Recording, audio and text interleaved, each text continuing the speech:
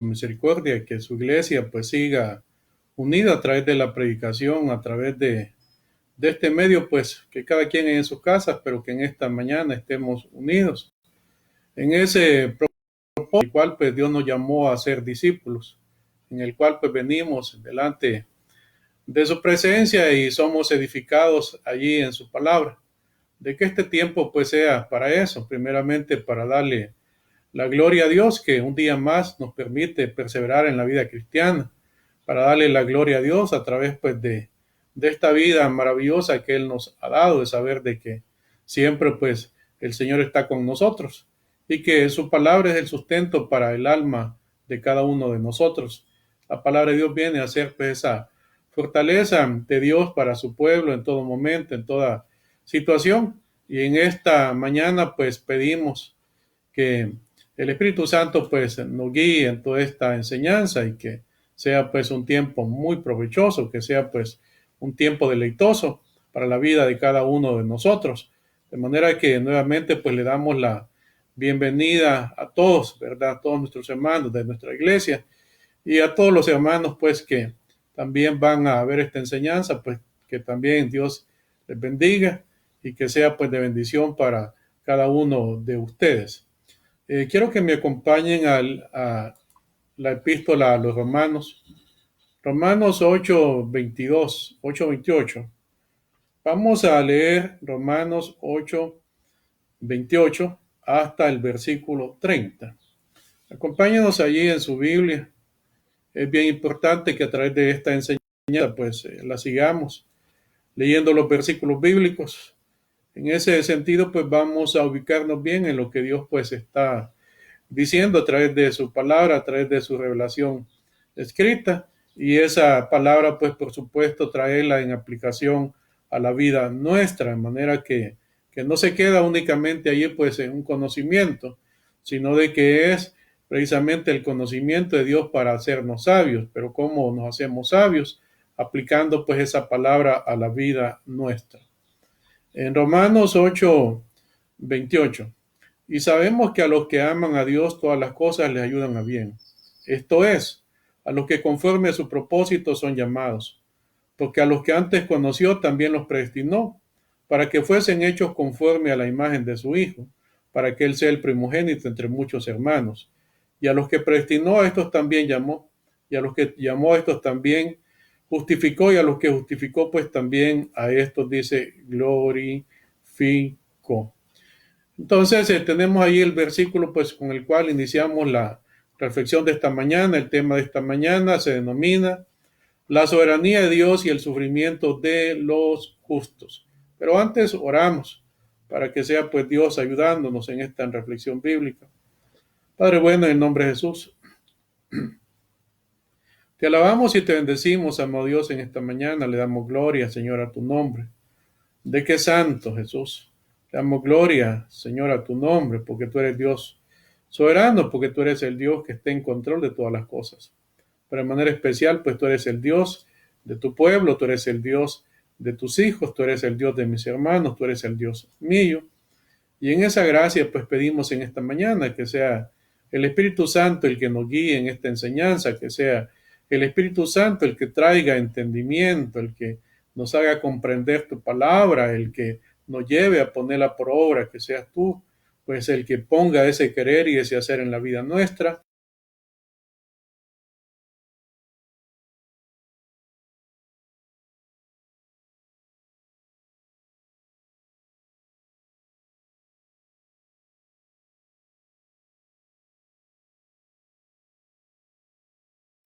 Haciendo un par de preguntas. Un par de preguntas que en este momento muchas personas se hacen. Ante las situaciones difíciles que estamos viviendo, pues las personas hacen preguntas, tanto creyentes como también no creyentes. Y una de esas grandes preguntas que hoy en día se hacen es que si Dios es bueno, ¿por qué permite el sufrimiento? Y una segunda pregunta que muchas personas se hacen es que si Dios tiene el control de todas las cosas, ¿por qué pues nos ha acontecido pues todo esto? Debemos de saber nosotros que el sufrimiento entró a la vida de las personas cuando el hombre pecó. Cuando el hombre vino y decidió ser independiente de Dios, cuando ese hombre decidió ser autónomo de Dios, cuando ese hombre creyó a la mentira de Satanás y despreció la verdad divina, cuando ese hombre pensó de que iba a ser igual que Dios, en ese momento vino la ruina, en ese momento vino el sufrimiento, y es ahí pues donde encontramos la raíz del sufrimiento, lo encontramos en el pecado original. Pero hoy en día también pues el sufrimiento puede venir por muchas causas. En algunas ocasiones viene por medio de la desobediencia humana. Cuando somos desobedientes a los mandamientos de Dios, inevitablemente algún tipo de sufrimiento viene a la vida nuestra. Pero también hay ocasiones en las cuales el pueblo de Dios está caminando en obediencia. Está caminando en obediencia y también pues le vienen sufrimientos, le vienen tormentas. Pero en medio de todas esas cosas, ya sea que sea a causa de la desobediencia o que sea a causa de ese propósito que Dios tiene siempre para nuestra vida, hay que saber de que siempre hay un propósito santo en ello. Hay un propósito santo que, aunque algunas veces no entendamos el por qué, sí sabemos de que hay un propósito en Dios en mandar aquellas cosas pues que Dios las ha establecido pues para la vida de nosotros. Entonces, para comenzar este desarrollo de esta enseñanza de este día domingo, vamos a comenzar respondiendo a la primera pregunta, ¿verdad? De que si Dios es bueno, pues ¿por qué permite el sufrimiento? Esa respuesta, esa pregunta la encontramos nosotros ahí en Romanos 8:28, cuando dice el apóstol Pablo, y sabemos, ¿verdad? O sea, es una verdad bíblica que tenemos que saber.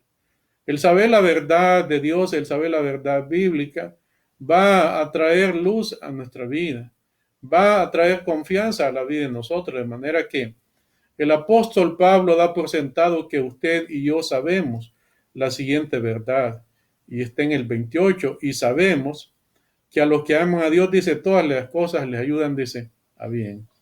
Ahí tenemos pues el punto, ¿verdad? Todas las cosas les ayudan a bien. Entonces es ahí pues donde nosotros nos preguntamos qué significa de que Dios es bueno. Cuando hacemos la pregunta y decimos Dios es bueno, yo creo de que inmediatamente pues todos decimos amén. Pero el punto importante acá es que cuál es el concepto que tenemos nosotros de bueno.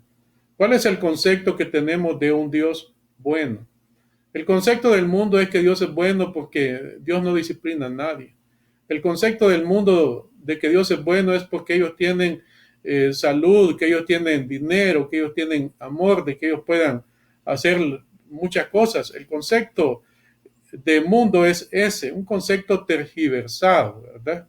Un concepto pues en el cual pues la bondad de Dios significa cero enfermedad, cero sufrimiento. Ellos no toleran la palabra sufrimiento. Para ellos pues el sufrimiento no debería de existir pues en la vida humana, y por lo tanto pues tienen un concepto tergiversado de la bondad de Dios.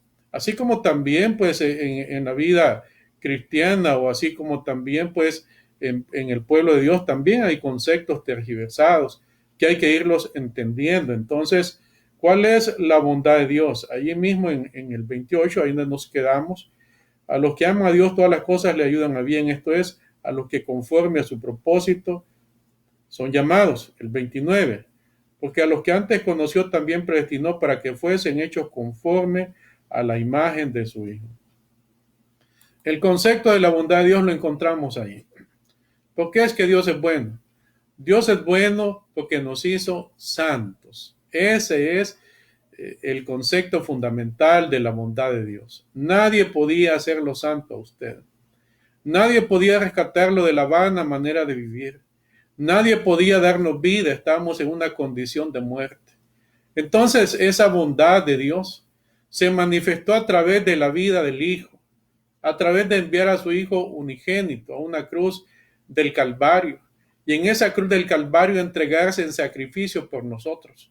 Es en esa cruz en la cual nos redimió, es en la cual Él pagó el precio que había sobre nosotros. Es en esa cruz en la cual pues usted y yo con lo único que contribuimos fue con aquella acta de decretos, o sea, aquella cantidad de pecados, o sea, la inmundicia nuestra la llevó allí y a cambio Él nos dio salvación, Él nos hizo su iglesia, Él nos hizo su pueblo, Él nos hizo santos. Por lo tanto, por eso es que Dios es bueno. Dios es bueno porque solamente Él podía hacernos santos. Y con la santidad viene la felicidad. La persona busca la felicidad en este mundo de maneras equivocadas y no la encuentran. La buscan de muchas maneras y nunca la van a encontrar. Porque la verdadera felicidad solamente se encuentra en Dios, en esa salvación que Dios nos ha dado, en esa justificación que hemos tenido por gracia a través de Cristo. Y a través de esa justificación hoy tenemos una vida de santificación, y con la vida de santificación como consecuencia natural viene la felicidad. Entonces, en medio de todas estas cosas que vivamos, debemos de saber de que somos bienaventurados. En medio de las cosas que vivamos debemos de saber, igual como Pablo decía, regocijaos en el Señor. Siempre, otra vez os digo, regocijaos. Hay un gozo grande de saber de que ya no le pertenecemos al mundo. Hay un gozo grande de saber de que ahora ya estamos de este lado de la gracia, ya estamos en el reino de Dios, ya le pertenecemos a Cristo. Ahora avanzamos a la segunda pregunta. Si Dios tiene el control de todas las cosas, ¿por qué pues nos ha acontecido esto? Debemos de saber nosotros de que Dios es soberano, ¿verdad? Y eso pues lo encontramos nosotros en Daniel capítulo 4, versículo 35. Voy a pedirle de que me acompañen allí al libro de Daniel capítulo 4, versículo 35. Daniel capítulo 4, versículo 35. Vamos a darnos cuenta pues allí cómo Daniel pues a través de la iluminación del Espíritu Santo pues nos ayuda a entender qué significa de que Dios es soberano. La Biblia dice de que Dios es soberano. La soberanía de Dios, esa doctrina se encuentra implícita desde el inicio hasta el final de las Escrituras. Dios es soberano y Dios pues sigue teniendo el control de todas las cosas hasta este día. Nada se ha escapado del control de Dios. Dios sigue siendo soberano. Pero aun cuando nos damos cuenta de que Dios es soberano, para algunas personas la soberanía de Dios resulta ofensiva, ¿verdad? Saber de que Dios es soberano y que Él es el que tiene el control de todas las cosas y que Él gobierna sobre todas las cosas, para el ser humano resulta pues un tanto ofensivo, en el sentido de que el ser humano pues quiere tener el control de su propia vida. Pero nunca fuimos creados para tener el control de nuestra propia vida, en el sentido de que Dios es Dios creador, en el sentido en que Dios dictó leyes, en el sentido que Dios dio su palabra, y es su palabra la que dicta la manera como usted y yo debemos de vivir, y es en esa palabra en la cual pues encontramos, hermanos, plenitud de vida. Allí en Daniel 4:35, si ya lo encontramos, dice: todos los habitantes de la tierra son considerados como nada, y Él hace según su voluntad en el ejército del cielo y en los habitantes de la tierra, y no hay quien detenga su mano y le diga: ¿qué haces? Tenemos un concepto ahí en el libro de Daniel del Dios soberano, ¿verdad? Y cuando usted ha leído el libro de Daniel se da cuenta que Dios es soberano sobre los reinos, que Dios es soberano sobre su pueblo. Se da cuenta de que no hay nadie que pueda detener la mano de Dios. La soberanía de Dios significa que Dios hace lo que Él quiere, y todo lo que Él hace es bueno, y que si Él decide hacer algo en cualquier persona, Él lo hace, y no hay pues quien pueda detener su mano. Ese es el concepto de la soberanía de Dios.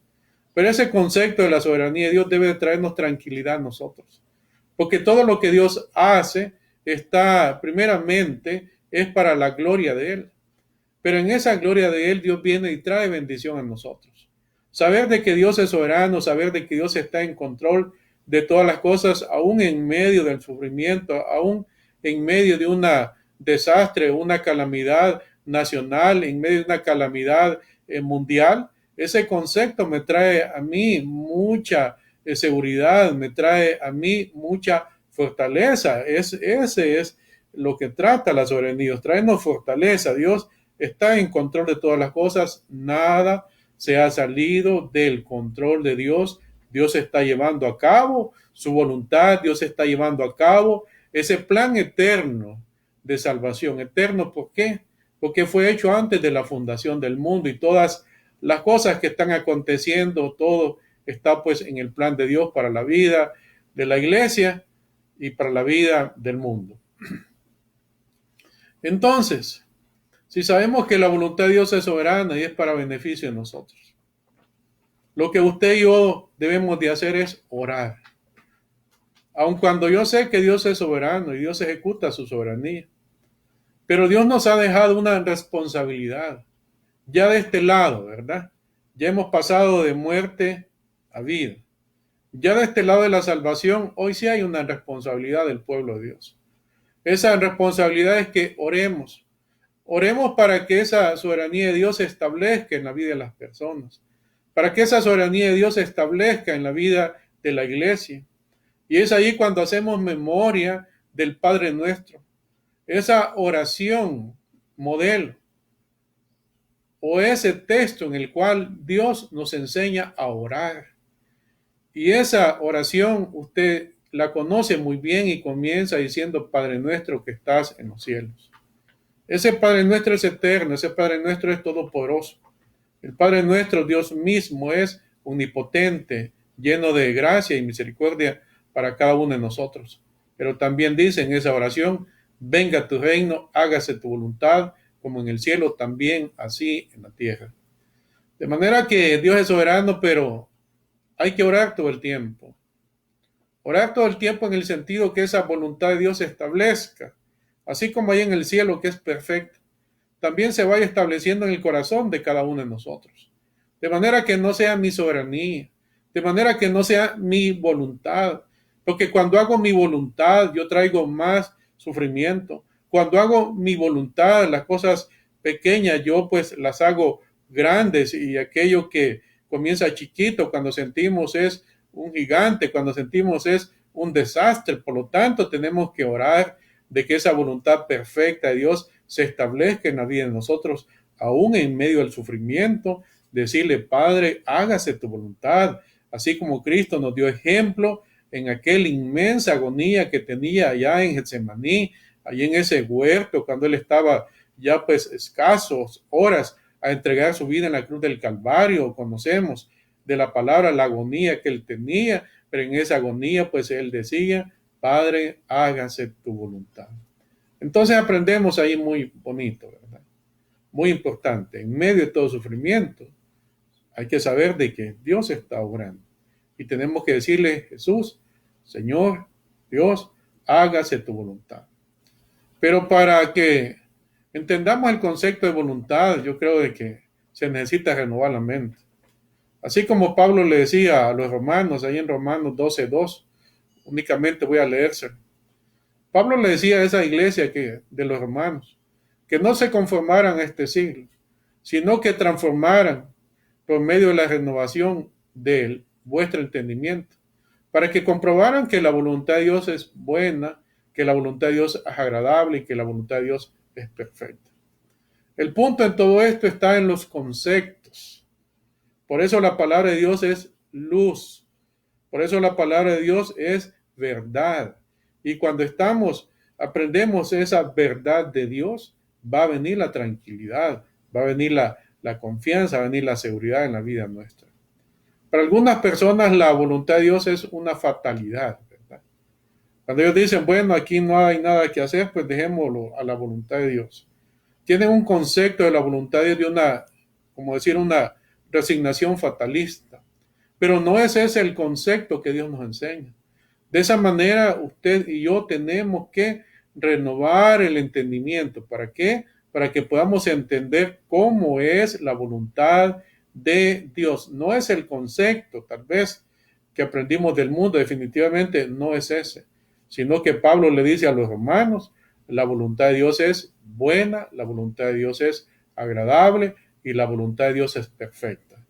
Con esa renovación del entendimiento, creo yo de que hoy sí ya podemos decirle: Señor, hágase tu voluntad. Entonces, con ese fundamento doctrinal que hemos dado, Vamos a ir a las aplicaciones. Y en esas aplicaciones vamos a ver las distintas respuestas o las distintas reacciones que se pueden manifestar en nosotros a causa de las pruebas, a causa de los sufrimientos, a causa de las tribulaciones. Entonces vamos al punto práctico, ¿verdad? O sea, ¿cuáles son esas reacciones que tenemos ante el sufrimiento, que tenemos ante las pruebas, que tenemos ante las tribulaciones, que tenemos ante las dificultades? Para ello, pues vamos a leer una serie de versículos bíblicos. Y el primero de ellos lo tenemos en Primera de Pedro 4:12. Le pido que me acompañen a la Primera de Pedro capítulo 4, versículo 12.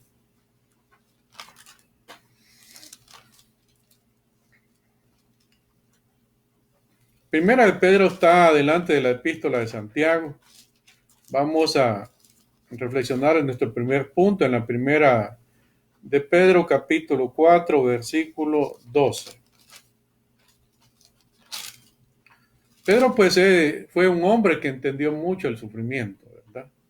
Pedro pues pasó sufrimiento en el sentido de que Pedro fue atacado, fue zarandeado por Satanás. Pedro puso su confianza en sí mismo, ¿verdad? Y es ahí pues donde Pedro pues sufrió mucho vituperio. Pero en ese sufrimiento pues nunca Dios lo dejó solo, nunca el Señor pues lo abandonó, sino de que Dios, el Señor siempre estuvo pues con Pedro.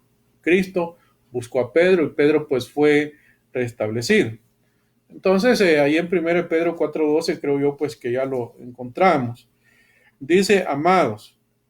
Cuando dice amados, Pedro le está hablando a una iglesia. Lo que Pedro está trayendo es consuelo a una iglesia sufriente. La iglesia siempre ha sufrido, la iglesia siempre va a sufrir. ¿Y por qué sufrimos? Mire, sencillamente el sufrimiento nos viene a causa de que somos cristianos, a causa de que somos sal y somos luz en medio de un mundo de tinieblas. Eso es un motivo suficiente para el cual pues venga el sufrimiento. Entonces les dice, amados, no os sorprendáis del fuego de la prueba que os ha sobrevenido, como si alguna cosa extraña aconteciera. Entonces lo que Pedro pues le está diciendo pues allí a ellos, ¿verdad? Lo que le está diciendo es que no se sorprendan si tienen que afrontar pues pruebas, si tienen que afrontar pues muchas dificultades, ¿verdad? Y acá pues habla de pruebas y realmente pues la prueba se vuelve difícil cuando nosotros pensamos de que Dios se ha apartado de nosotros. La prueba en el creyente se vuelve extremadamente difícil cuando él cree que Dios pues los ha abandonado, ¿verdad? Cuando piensan de que en medio de esa situación difícil pues no hay quien con ellos, en ese momento pues es cuando esta prueba pues se convierte en un gran sufrimiento, pero es ahí pues donde trae consuelo, ¿verdad? Cuando Pedro dice no os sorprendáis, no os sorprendáis en el sentido pues de que las pruebas son parte de la vida pues de cada uno de nosotros. Todos en la vida pasamos pruebas de muchas maneras. Probablemente la prueba suya en este día sea de una manera, la prueba de otro hermano sea de otra manera, y todos somos probados, todos pues pasamos dificultades. Pero eso pues no es algo que venga como a sorprendernos, porque cuando nos sorprende es cuando nosotros exclamamos, ¿y por qué pues me pasó a mí esto? Es cuando venimos pues y pensamos, vea, ¿y cómo es que Dios me metió en esto? Pues y tal vez ni siquiera me avisó, y de la noche a la mañana pues esto me sorprendió y quizás pues Dios no está conmigo. Entonces Pedro dice claramente, no se sorprenda, las pruebas son parte de la vida, las pruebas no están diseñadas para destruirnos. Las pruebas Dios las diseñó para hacernos bien, las pruebas Dios las diseñó para formar carácter en la vida de cada uno de nosotros. De modo que el sufrimiento forma carácter, y eso es lo que Pedro está pues diciendo, y lo dice y lo explica, lo sigue complementando ahí en el versículo 13 de 1 Pedro 4:13, sino que gozaos por cuanto sois participantes de los padecimientos, dice, de Cristo, Entonces, en medio de la prueba hay un gozo, ¿verdad? Sabemos de que Cristo sufrió. Y lo que Pedro le está diciendo a la iglesia es eso. El líder de ustedes sufrió. El Cristo de ustedes sufrió innumerables cosas. Un sufrimiento indescriptible. ¿Para qué? Para darnos la salvación. Por lo tanto, también el sufrimiento de la iglesia también está presente. Y cuando sufrimos, así como Cristo sufrió, también pues Pedro dice que también podemos gozarnos pues en ese sufrimiento. Entonces, amados hermanos, Dios no nos ha dejado solos. Dios siempre está con nosotros, ¿verdad? Entonces, el decir de que Dios me ha dejado solos es como que yo quiera apagar el fuego de la prueba echándole leña. Si yo al fuego le echo leña, más se enciende. Pero el fuego de la prueba, ¿con qué vamos a fortalecernos? A través de la confianza, a través de saber de que el Cristo que sufrió, también es el Cristo que me fortalece en todo momento de sufrimiento. Vamos al punto 2 de nuestras reacciones ante el sufrimiento, de cómo reacciona el pueblo de Dios ante el sufrimiento, ante las pruebas. Y para ello quiero que vayamos a un libro del Antiguo Testamento, que me acompañe al libro de los Jueces, capítulo 3, versículo 1. Vamos a hacer un giro desde el Nuevo Testamento hasta el Antiguo Testamento. Y vamos a ir allí al libro de los Jueces, ¿verdad? Al libro de los Jueces, en el capítulo 3, versículo 1. Jueces, capítulo 3, versículo 1. El libro de los Jueces está adelante del libro de Josué, ¿verdad? Josué pues tiene que ver con la conquista. Y ahí en Jueces 3.1, si ya lo tenemos, y el principio pues número 2 que vamos a ver en este libro es que Dios permite muchas pruebas, muchas tribulaciones, no para destruirlo, sino para enseñarle a pelear. Las pruebas son para eso, son para fortalecernos. Después de las pruebas, pues nuestra vida debe de verse fortalecida, ¿verdad? En el sentido que Dios nos enseñó a pelear. Las pruebas no están diseñadas para que nosotros huyamos, sino que muchas pruebas están diseñadas para que las enfrentemos. Dios quiere enseñarnos a cada uno de nosotros a que aprendamos a pelear nuestras batallas. Y ese concepto lo encontramos allí en Jueces capítulo 3, versículo 1. Estas pues son las naciones que dejó Jehová para probar con ellas a Israel. En la conquista no fueron destruidas todas las naciones, sino que Dios dejó naciones y esas naciones las dejó para probar con ellos a Israel, a todos aquellos que no habían conocido todas las guerras de Canaán, solamente para que el linaje de los hijos de Israel conociese la guerra, para que le enseñasen a los que antes no la habían conocido. Entonces, bien importante, ¿verdad? O sea, ¿para qué es que Dios permitió esa prueba? ¿Para qué dejó Dios, pues, esas naciones? Dios las dejó para que esa descendencia de Israel aprendieran a pelear, para que ellos aprendieran a combatir, para que ellos aprendieran lo que es la batalla. Hay muchas pruebas en la vida de nosotros que Dios permite, pero esas pruebas es para enseñarle perseverancia. Esa prueba es para enseñarnos a pelear. Esa prueba es para que aprendamos a combatir. Esa prueba es para que usted y yo enfrentemos esas cosas. Por momentos pareciera como que la prueba nos gana, como que las circunstancias son tan difíciles y no sabemos qué hacer. Pero es ahí cuando Dios va adiestrando nuestra vida. Es ahí cuando Dios nos va capacitando. Es ahí en medio de esa situación muy difícil en la cual vamos a ver todos esos recursos que tenemos en Dios. ¿Para qué? Para que usted se levante, para que usted pelee, para que usted no se sienta, para que usted no huya, sino de que usted empuñe la palabra de Dios, para que usted se vista de esa armadura de Dios y aprenda a pelear en sus pruebas. Bien bonito y bien importante. Dios quiere que usted y yo aprendamos a combatir. Vivimos en una batalla diaria de todos los días y es la batalla de la fe, pero es una batalla buena, como dice Pablo, la buena batalla. ¿En qué sentido es una buena batalla? en el sentido en que Cristo ya la ganó en la cruz del Calvario. Así como un día viernes en que Él entregó su vida en la cruz del Calvario, Él dijo, Padre, consumado es. ¿Qué significa consumado es? Significa, Padre, he cumplido tu voluntad, Padre, pues he llevado a, a culminación ese plan eterno. Él le dijo, Padre, pues hemos vencido. La redención ha sido lograda. La salvación ya está disponible para aquellos que son tus hijos, para aquella iglesia que tú elegiste desde antes de la fundación del mundo. Entonces, con esto en mente, pues vamos a una tercera reacción que tenemos ante las dificultades, ante los sufrimientos. Y para eso, pues, le pido que me acompañe a 2 Corintios, capítulo 12. Vamos nuevamente allá al Nuevo Testamento. Vamos a la 2 Corintios, capítulo 12. Tenemos allí, pues, un texto muy importante que nos enseña mucho de cómo enfrentar las dificultades y lo tenemos pues en esta ocasión en la vida del apóstol Pablo. De manera que acompáñenme allá a 2 Corintios capítulo 12 versículo 7.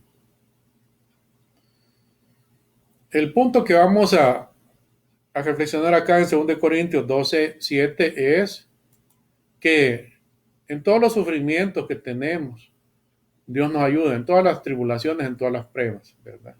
Y que el sufrimiento nos ayuda, ese es el punto acá importante. El sufrimiento ayuda al cristiano, pero en el sufrimiento Dios provee gracia abundante. Para algunos, pues el sufrimiento viene a ser pues un enemigo, ¿verdad? Yo creo que de manera natural, pues nadie quiere nada con el sufrimiento. Pero es ahí donde tenemos que aprender nosotros a ver las cosas y muchas cosas, y creo que todas las cosas, verlas así como Dios las ve. El sufrimiento no es un enemigo de la vida de nosotros, sino que hoy el sufrimiento es una ayuda para la vida de nosotros. Pero en medio del sufrimiento Dios provee una gracia abundante. Eso es lo que Pablo pues ejemplifica a través de su experiencia cristiana. Allí en el versículo 7 dice, y para que la grandeza de las revelaciones no me exaltase desmedidamente, me fue dado un aguijón en carne, un mensajero de Satanás para que me abofetee, para que no me enaltezca de sobremanera. Pablo, pues sabemos de que fue llamado al apostolado, ¿verdad? Dios llamó al apostolado, al apóstol Pablo. Fue Dios el que destinó, el que predestinó al apóstol Pablo para que él llevara el evangelio a las naciones. Llevar el evangelio a las naciones, llevar el evangelio ante reyes. No iba a ser una cosa fácil para Pablo. Iba a ser algo que le iba a traer pues mucho sufrimiento. Un sufrimiento pues que él lo describe en varias porciones de sus epístolas. Entonces, ante esa tarea que Dios le encomienda, también viene Dios y le muestra a Pablo visiones. Pablo es llevado, digamos, allá al tercer cielo y Dios le muestra, pues, lo maravilloso que es allí el tercer cielo. Tal vez nosotros no podemos describirlo.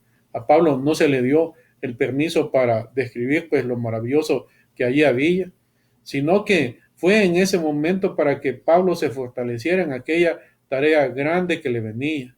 Pero todas esas visiones que Pablo tuvo, esa visión de la gloria de Dios, esa visión del trono de Dios, eso conllevaba también un peligro. Y el peligro que conllevaba en la vida del apóstol Pablo era el orgullo. Por lo tanto, Dios tenía que anticiparse, de manera que su siervo no fuera preso del orgullo, de manera que ese orgullo no viniera a ser una jactancia carnal en Pablo y que a través de esa jactancia, que a través de esa vanagloria, ese ministerio se quedara inconcluso. Entonces Dios se anticipa trayendo pues sufrimiento a la vida de Pablo. El sufrimiento iba a traer bien a la vida de Pablo. Tal como dice Proverbios 16, 18. Yo lo leo nada más. El orgullo le sigue. Al orgullo le sigue la destrucción a la altanería, el fracaso. De forma de que ese aguijón en la carne, Dios dejó un aguijón en la carne, no sabemos. Hay muchas explicaciones de lo que es el aguijón. Pero cada vez que Pablo intentara vanagloriarse, cada vez que Pablo estuviera saliéndose del control, en ese momento Dios iba a aterrizar a Pablo a través del sufrimiento, a través de ese aguijón. Le iba a enseñar a Pablo de que Pablo estaba vanagloriándose, que Pablo estaba saliéndose, como decimos nosotros, estaba saliéndose del corral, y que por lo tanto pues Dios le estaba recordando a través del sufrimiento a Pablo de que no tenía que ser vanaglorioso, sino que tenía que ser humilde. Yo creo de que muchos de nosotros hemos experimentado la bondad de Dios a través del sufrimiento.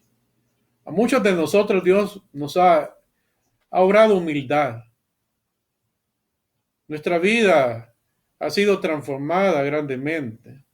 Y a través del sufrimiento hoy somos menos orgullosos.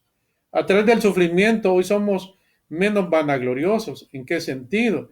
En el sentido en que Dios, a través del sufrimiento, nos ha hecho humildes, y Dios es experto en hacer humildes a sus siervos, porque lo que Dios quiere son siervos humildes. Eso es lo que Dios quiere, y Dios va a formar de una manera u otra humildad en la vida de nosotros, porque solamente los siervos humildes pueden decirle: Señor, hágase tu voluntad. Solamente ellos pueden ser usados para ese propósito santo de Dios. Y eso es lo que Dios hizo en Pablo, eso es lo que Dios sigue haciendo en mi vida, eso es lo que Dios sigue haciendo en la vida de cada uno de nosotros. Entonces viene Pablo ante el sufrimiento, ahí en 2 Corintios 12:9, en el versículo 9.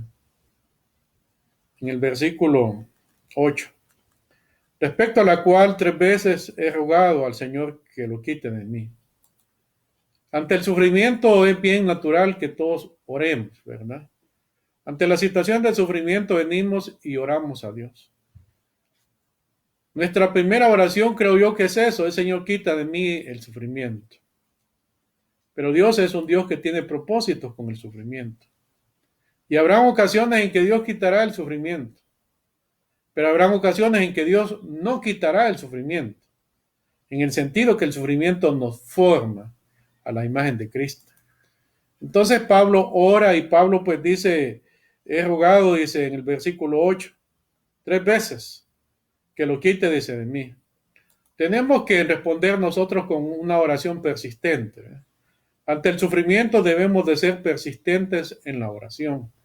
No decir, pues mire, ya oré una vez y Dios no me contestó, así es de que yo me quedo pues aquí sin hacer nada, Dios ya no me contestó. Sino de que usted y yo debemos de seguir orando, ser cristianos persistentes en la oración, y de manera especial en aquellos tiempos en los cuales pues hay mucho sufrimiento. Al final vendrá una respuesta de Dios. Pablo oró una vez, no hubo respuesta. Pablo oró 2 veces, no hubo respuesta. Pablo oró 3 veces, y al final pues hubo una respuesta de Dios. Entonces, en esa respuesta que Dios le da, que el Señor le da a Pablo, en el versículo 9, Él le dice y me ha dicho: bástate mi gracia, porque mi poder se perfecciona en mi debilidad. Bástate. Una palabra muy importante. Bástate quiere decir: mira, Pablo, el sufrimiento lo vas a tener, pero no te va a faltar mi gracia. Lo que el Señor le está diciendo a Pablo y le dice a su iglesia, y nos dice en esta mañana a nosotros: vamos a tener sufrimiento. Las pruebas son parte de la vida.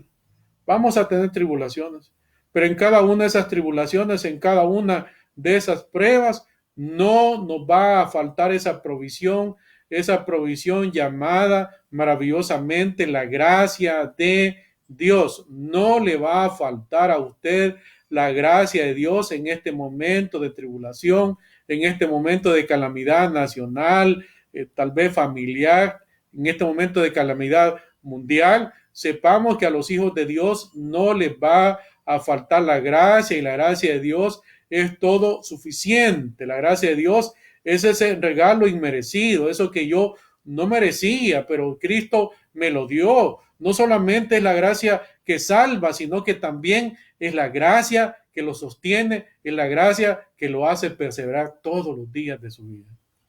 Entonces usted persevera por gracia. No significa eso que no ora, no significa que no es obediente a los mandamientos de Dios, pero si la gracia de Dios no estuviera en nosotros, ninguno podría perseverar en esta vida cristiana. De manera que es ahí pues donde Dios nos fortalece para enfrentar pues el sufrimiento. Entonces ahí en el versículo 10, por lo cual por amor a Cristo me gozo en las debilidades, en afrentas, en necesidades, en persecuciones, en angustias. Porque cuando soy débil, entonces, dice Pablo, dice, fuerte. Una cosa importante del sufrimiento es que evidencia nuestra debilidad. El sufrimiento evidencia la debilidad de nosotros. Y ante esta crisis mundial que vivimos a raíz del COVID-19, como se le ha llamado, el sufrimiento ha evidenciado la debilidad de creyentes y no creyentes. Ha evidenciado la fragilidad nuestra. Ha evidenciado de que aún ni el dinero, ni todo el dinero del mundo pueden hacer la diferencia en una persona de que está muriendo en estos momentos. Pero esa debilidad viene a ser una fortaleza para nosotros, en el sentido que, como dice Pablo, que por amor a Cristo, dice, se goza en las debilidades, en afrentas, en necesidades, en persecuciones, en angustias, porque cuando es débil, entonces es fuerte. ¿Qué es lo que Dios busca a través del sufrimiento?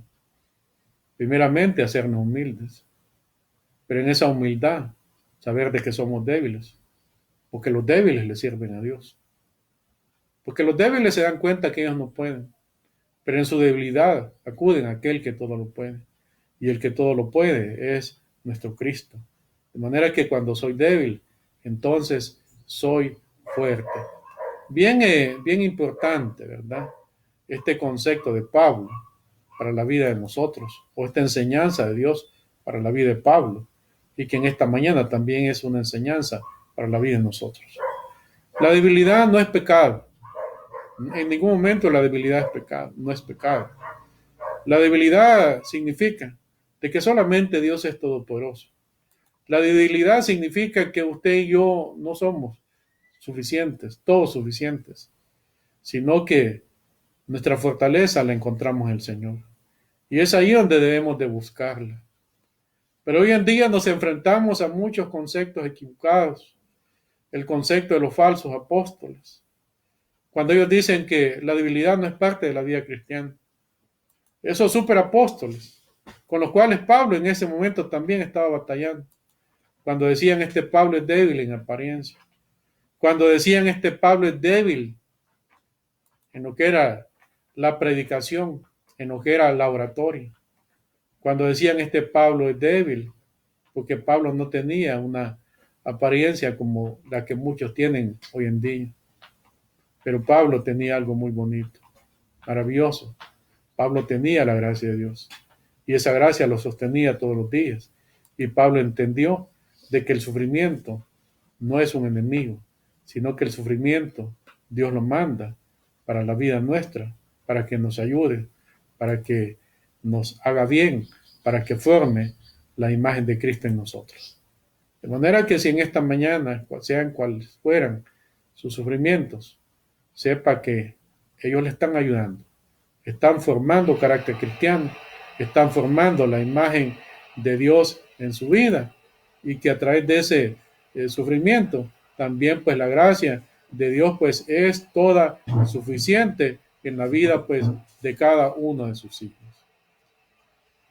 Dios les bendiga en esta mañana y vamos a orar para que terminemos pues con este tiempo de enseñanza. Padre bueno, en el nombre de Jesús, te alabamos Señor y te bendecimos en esta mañana. Te damos gracias por las pruebas, te damos gracias por las tribulaciones, te damos gracias por el sufrimiento, sabiendo que a través de ello tú formas carácter en nosotros, sabiendo que ellos son el cincel a través de los cuales tú formas la imagen de tu Hijo en cada uno de nosotros. Es a través de las pruebas que tú formas santidad, Jesús.